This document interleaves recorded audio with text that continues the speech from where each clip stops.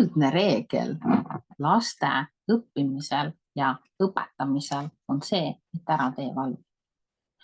Valu moonutab pilti. Mida ma silmas pean, kui ma ütlen, et valu moonutab pilti? Meenuta mingit asja, mida sa õppisid või mida sulle õpetati ja meenuta seda, et sulle tehti haiget.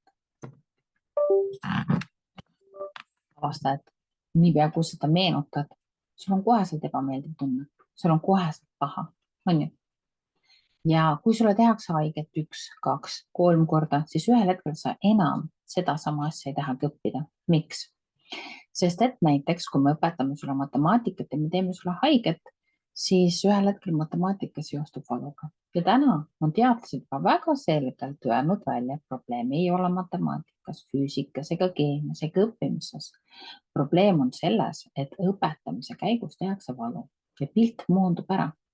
Lapsel tekib vale pilt iseendast ja lapsel tekib vale pilt asjast, mida ta õpib. Aga kuidas mitte lapsel õppimise käigus valu teha? Mine võta teadlikumema.ee kursused, kuidas ometi need lapsed õppima saada kursus, kuula ära terve kursus ja siis sa saad teada, kuidas õpetada nii, et valu ei oleks. Head kursuse kuulamist.